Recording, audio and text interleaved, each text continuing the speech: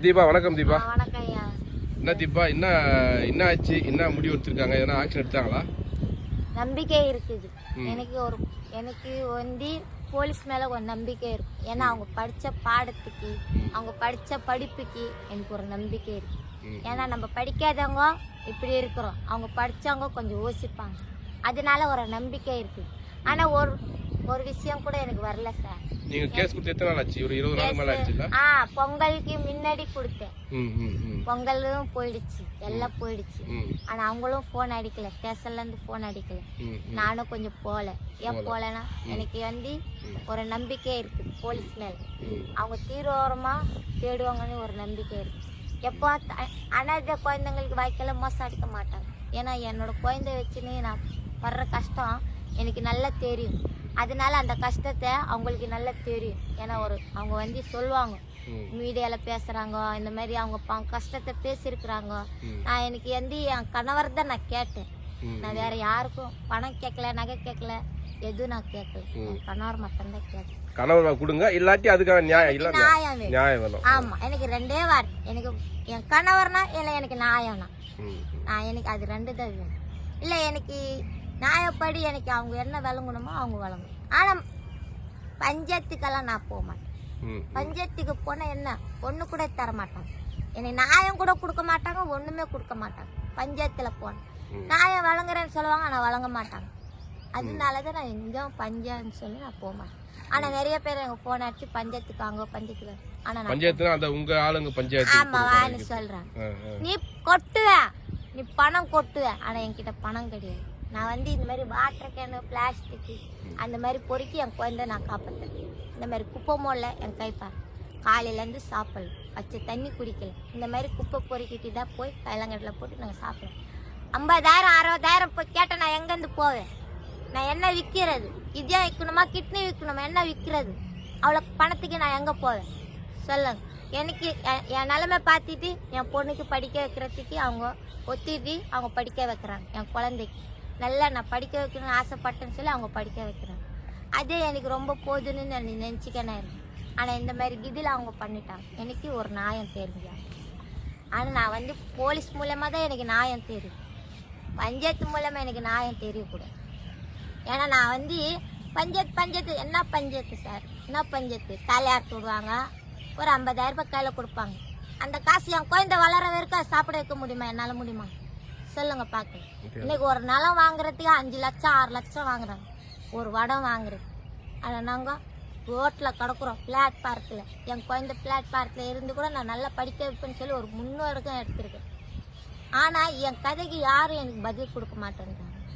ஆனால் அவனும் வந்து நீ என்னதான் பண்ணுறியோ பண்ணிக்கோ, நீ எந்த போலீஸ் ஏற்றியாருன்னு பார்க்கலாம் அப்படின்னு அவன் சட்டத்தில் அவன் போய் உக்காந்துருக்கான். எனக்கு நீங்க சட்டவிரோதமா நீங்க படிச்சதுக்கு என்ன தண்டனையோ அவனுக்கு கொடுத்தே ஆகும். எனக்கு தவிர வரைக்கும் எனக்கு மனசுல இதான் ஆகுது. எனக்கு மக்கள் எல்லா பேரும் எனக்கு போன் அடிச்சு பேசுவாங்க. மக்கள் எல்லாம் கேட்டாங்களா? பொண்ணா கேட்டாங்களா? எனக்கு யாரும் ஆதரவும் கிடையாது சார். எனக்கு வந்து அம்மா அப்பா ஆதரவு இல்லை, அக்கா தங்கச்சிக்கு ஆதரவு கிடையாது. எனக்கு மக்கள் தான் ஆதரவு. மக்கள் தான் அண்ணன் தம்பி அம்மா அப்பா எல்லாம் மக்கள் தான். அவங்க இருக்கிறன்னு சொல்லிதான் நான் ஒரு நம்பிக்கையோட திகரத்துல இருக்கேன். நிறைய பேர் கேட்டாங்க, நீ திகரமா இரு, நீ ஒன்னும் தப்பான முடிவு எடுக்காத, கண்டிப்பா உனக்கு நியாயம் வெளுங்கும் அப்படின்னு மக்கள் சப்போர்ட்டா எனக்கு பேசியிருக்காங்க. எனக்கு அந்த சப்போர்ட் போதும். எனக்கு மக்கள் சப்போர்ட் இருந்தாலே நான் எங்கோ போயிடுவேன். நான் ஜெயிப்புன்னு ஒரு முடிவுல இருக்கேன். எத்தனை பெண்கள் வாய்க்க மோசம் அடிக்கிறாங்க ஆண்கள்லாம். இதுக்கெல்லாம் ஒரு பதில் கொடுக்கும். அவனை தூக்கி வச்சத எல்லா ஆண்களுக்கும் மூளை வரும். இப்போ எங்க இருக்காரான்னு தெரியுமா? உங்க வீட்டுக்கார பொண்ணு கூட எங்க இருக்காரு இடம்? அந்த மாதிரி எல்லாம் நம்மளுக்கு தெரியல. உங்க ஆளுங்க யாராச்சும் இங்க இருக்கா அங்க இருக்கான்ற மாதிரி எல்லாம் மெசேஜ் சொல்லல, எதுவும் சொல்ல. ஆனா மீடியால வந்தது. நான் ஒரு இன்ஸ்டாகிராம் வாட்ஸ்அப் இதுல பார்த்தேன், பேஸ்புக்ல பார்த்தேன். அவங்க 2 பேரும் உட்காந்தா, ஆனா வடம் தெரியும், லொகேஷன் தெரியும். உட்கார்ந்து 2 பேர் உட்கார்ந்து. ஆமா, உட்காந்து 2 பேர் தலைக்கு தலை அடிச்சு உட்காந்துருக்காங்க. என்ன வயசு இந்த மாதிரி கல்யாணம் ஆகிற பையனை பிடிச்சி ஓடுது. எனக்கு நியாயம் தெரியல இல்லையா? இன்னொன்னு, அந்த பொண்ணு வந்து உங்களுக்கு தெரிஞ்ச பொண்ணா? நீ வளர்த்த பொண்ணு அப்படின்ற மாதிரி? ஆமா, என் கூடயே இருக்கும், எங்க பக்கமே இருக்கும், எங்க பக்கத்து வீட்டுல தான் இருப்பாங்க.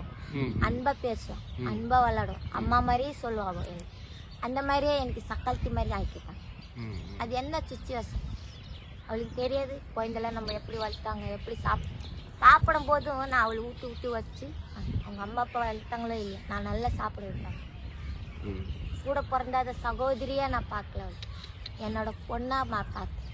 அந்த மாதிரி பார்த்த பொண்ணு என்னோட வாழ்க்கையில இப்போ சீராது. இது கண்டிப்பா சட்டம், இது என்ன நடுவருக்கு எடுக்கணுமோ அதை எடுத்தே ஆகும். என்ன பொருந்தரும் அவளோட வாழ்க்கை மோசம் போகக்கூடாது. அவ ஒரு நல்ல இடத்துல அமைதிடும் அவளுக்கு. ஆமா, என்ன பொறுத்தவரை அவளோட வாழ்க்கை மோசம் எடுக்கக்கூடாது. அவளும் ஒரு பொண்ணு, ஏன்னா எனக்கும் ஒரு பொண்ணு இருக்கிறேன், ஏன்னா நானும் ஒரு பொண்ணு பெற்றிருக்கிறேன். அந்த வழி எனக்கு தெரியும். இதே மாதிரி எனக்கும் ஒரு வழி இருக்கு. கட்டின புருஷனை போய் பிடிச்சாலன்னு எனக்கு ஒரு வழி இருக்கு.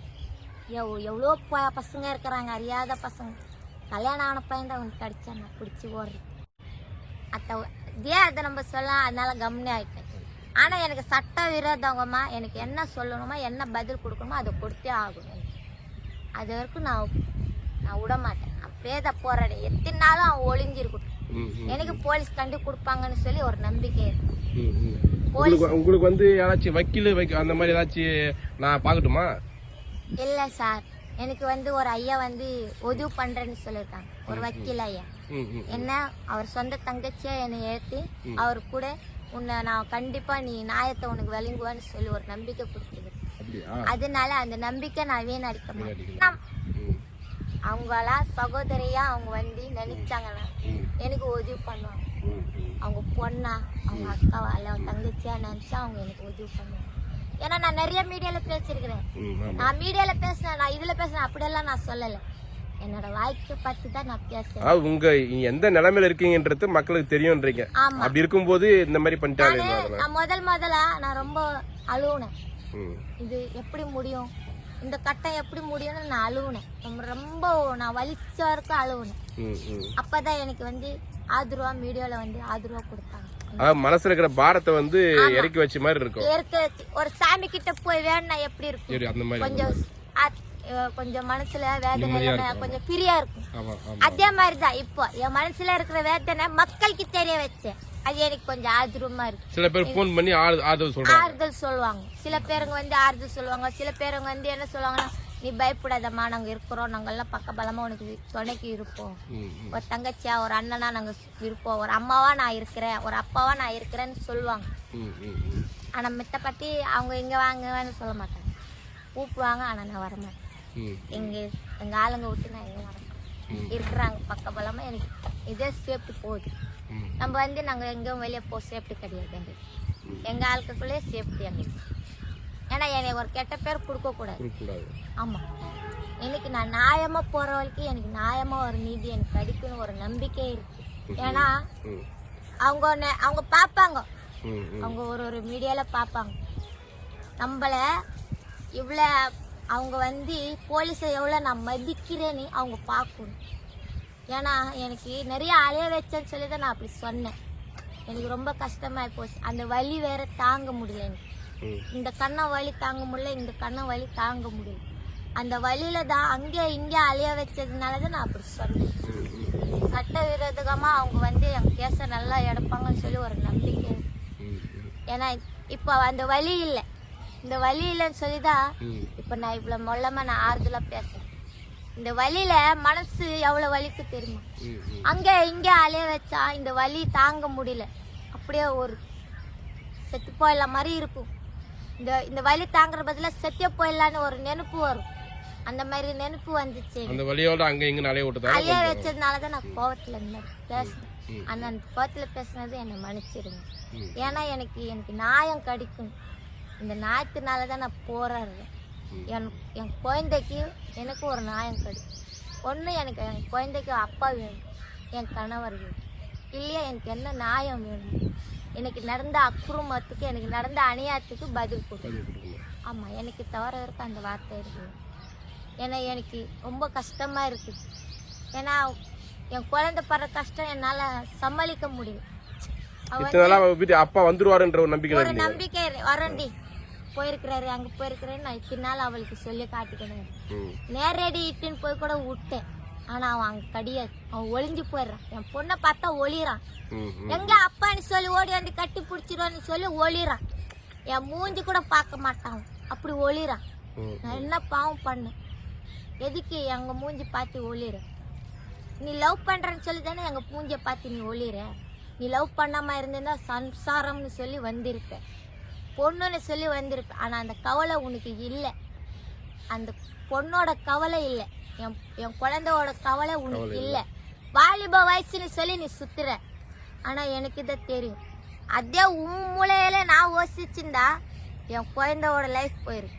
கண்டிப்பா கண்டிப்பா கண்டிப்பா என் குழந்தையோட வாழ்க்கையே முடிஞ்சிடும். கண்டிப்பா. நான் ஏன் அப்படி செய்யலைன்னா, நான் வேதனைப்பட்டு இருக்கிறேன், நான் அழிஞ்சிருக்கிறேன். அப்பா இல்லாத பாசம் இல்லாம நான் அழிஞ்சிருக்கிறேன். அம்மா கிட்ட பாசம் இல்லாம நான் தவிச்சிருக்கிறேன். அப்பா பாசம் தவிச்சிருக்கிறேன், அம்மா பாசம் தவிச்சிருக்கிறேன். அதனாலதான் என் பொண்ணு அந்த மாதிரி தவிக்க கூடாதுன்னு சொல்லிதான் நான் போறேன். அதனாலதான் அவளுக்கு அப்பா தேவைன்னு சொல்லி போறேன். எனக்கு கணவர் வேணும்னு சொல்லி நான் போறேன். நான் சொல்றது எல்லாமே வேற பொண்ணுங்க இருந்ததா துப்பி விட்டுருப்பாங்க. எங்க ஜாதி பொண்ணுங்க இவ்வளோ அழைக்கும் போது இவ்வளோ அழிஞ்சிரும். என்னடா நீ ஒரு பொடான்னு சொல்லி அழிஞ்சு நீ இருந்ததா எனக்கு வாக்கியா, நான் உன்னரத்தை கூட பார்ப்பேன்னு சொல்லி அழிஞ்சு விட்டுருப்பான். நான் ஏன் அப்படி செய்யலை? அது ஒரு கேவலம். இன்னொருத்தர்கிட்ட கூட போய் அதுக்கிட்ட இருந்து ஒரு 2 குழந்தை 3 குழந்தை ஆச்சுன்னா இந்த குழந்தை பார்க்க முடியாது. அநேதியா நான் பட்ட கஷ்டம் அவ்வளோ படுவான். அதனாலதான் வேண்டாம். எவ்வளோ கஷ்டம் வந்தாலும் சரி, எவ்வளோ இன்பம் வந்தாலும் சரி, எவ்வளோ துன்பம் வந்தாலும், நம்ம கணவர் எவ்வளோ திட்டினா சரி, எவ்வளோ சாபம் கொடுத்தாலும் சரி, ஆனால் என் கணவரை விட்டு நான் விட மாட்டேன். என் கணவரை விட்டு கூட நான் பிரிய முடியாது. ஏன்னா அவ்வளோ நான் லவ் பண்ணுறேன். என் பொண்ணு அதுக்கு மேலே லவ் பண்ணுறேன். ஆனால் இப்போதான் அவளுக்கு அப்பா பாசம்னு என்னன்னே அவளுக்கு தெரியுது. அவள் வளரதான் தெரியும். வளரலன்னா அவளுக்கு தெரிஞ்சிருக்காது. குழந்தைல அதுக்கு ஞானம் இருக்காது, சூழ்நிலை இருக்காது. இப்போ சூழ்நிலை இறந்துச்சுன்னா அது குழந்தைன்னு சொல்லுவாங்க. நம்மளுக்கு சூழ்நிலை இல்லை, சின்ன குழந்தைய நடுப்பாங்க அப்படி. ஏன்னா அந்த மாதிரி கதை என் மாமனார்கிட்ட பார்த்தேன். சூழ்நிலை இறந்து சின்ன குழந்தை மாதிரியே சுத்திக்கினா இருப்பாரு என் மாமியார் பக்கத்து. ஏன்னா அது பச்சை குழந்தை மாதிரி ஆயிடுச்சு. அந்த மாதிரி குணம் அந்த மாதிரி இருக்குது. அதே மாதிரி தான் அந்த குழந்தைக்கு சூழ்நிலை வர அப்பா எங்கன்னு எனக்கு கேட்கும். நான் எந்த அப்பாக்கு நான் அவளுக்கு காட்டுறேன். அதனால போட்டோ கூட நான் பிடிச்சி வச்சிருக்கிறேன் அவளுக்கு காட்டுறதுக்கு. இதுதான் அப்பா, இதுதான் உங்க அப்பா, இதுதான் உங்க பாட்டி, இதுதான் உங்க சொந்தக்கார பந்தக்கார நான் காட்டிருக்கேன். வேற எதுவும் நான் ஒன்றும் தப்பா நான் எதுவும் சொல்லலை. ஏன்னா நான் கேட்டினது அடுத்தவன புருஷனை நான் கேட்கல, என்னோட புருஷன் தான் நான் கேட்கல.